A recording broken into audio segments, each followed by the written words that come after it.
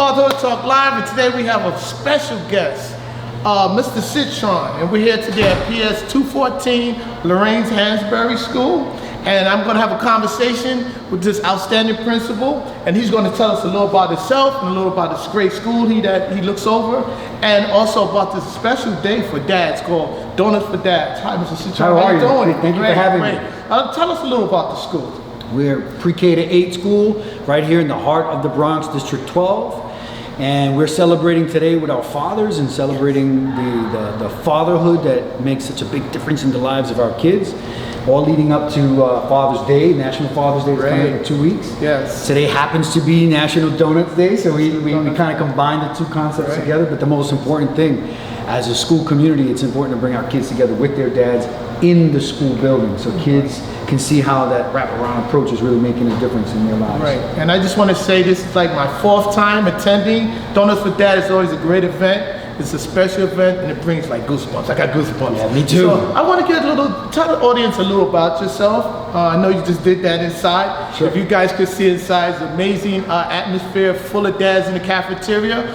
Fortunately, we're going to do the solo, one-on-one. So tell us a little about yourself. Yeah, this is my 11th year as the principal at PS 214. I'm from the Bronx. I played right here in the streets of the Bronx River Houses, the Grand Concourse, and Park Chester growing up.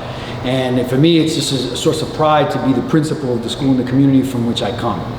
I am the product of 2 parents who came searching for a better life back in the 50s from Puerto Rico, and they settled here in the Bronx.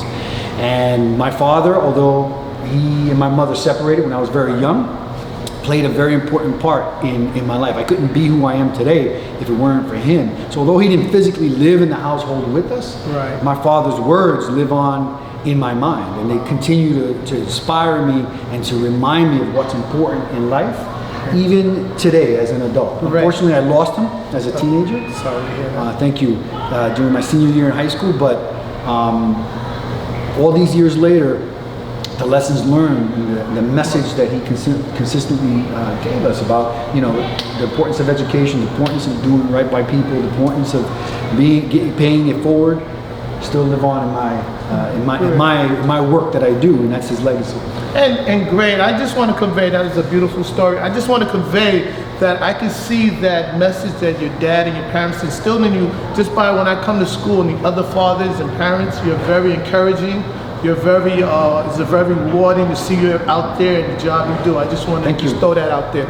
I was going to ask you let's talk about how childhood education.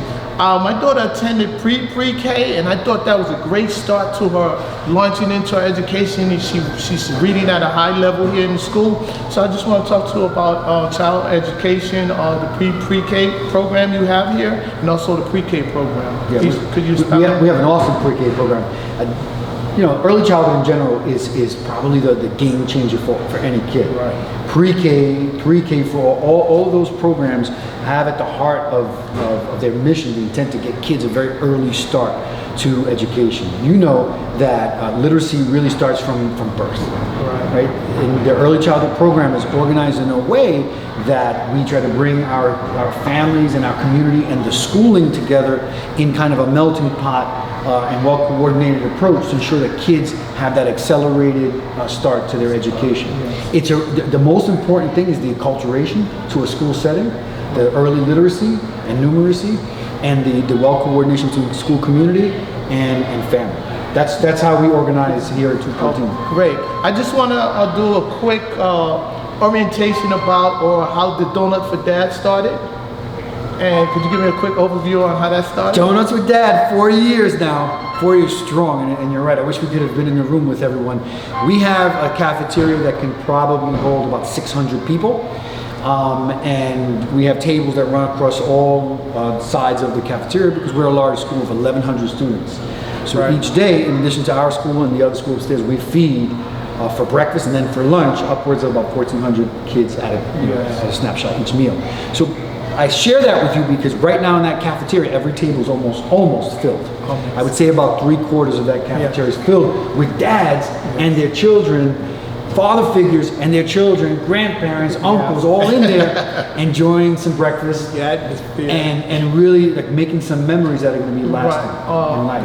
Early when I became a father, someone told me the memories that you share with your daughter that's what they carry on with you, and I believe you said that in your speech, and that's very important. And I appreciate you having this event, and I want to talk about other exciting events you have real quick here. So let me make a couple plugs. So for Donuts with Dad, it's an annual event. It's 4 years in the making. It was born out of an idea of one of my staff members saying, we do all this for mothers, what about the fathers? We need to figure out a way to get our fathers into the school community, and we tried, and had a few people show up, and today we have hundreds and hundreds of people in that room. But we do so much more, like Muffins with Mom, which happened a couple of weeks ago. It's an opportunity for mothers to spend some quality, quiet time in the school with their children in a very intimate way. Just mom and child, or mom and children together in there, and similar to what we're doing now. Coming up next week, we have our real cornerstone event that happens every year. International Night. This is the 11th annual International Night. Very early on when I arrived at 214, I recognized the need to bring out the cultural diversity of our school, because it was kind of like not talked about. It wasn't really the fabric of the school. So we started with cultural awareness and tolerance and respect, and we branched that out to all aspects of our society. So International Night has really become our cornerstone event each year, which celebrates the diversity of our school. And we're gonna wrap it up by letting the audience know where could they track some of these events, any social media. Do you have a Facebook page? I have a Twitter account. I have to admit, I don't really know how to use it. It is, I think I can be found at PS214 Principal. That should be the handle. But our school does have a Facebook page. We have a Twitter page. You can follow us on Twitter. You can like us on Facebook and hear about the events. You're going to hear about Donuts with Dad, for example, today on social media. Our account is active and live. We're here in the heart of the Bronx, District 12, West Farms Road in Tremont.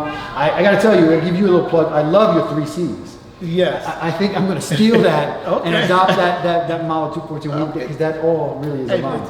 Thank you for your work. Fatherhood, as long as my daughter good. Fatherhood, I'ma be the best man I know I could. Fatherhood, papá es quien cría. Fatherhood, a cuidar de mi hija mira.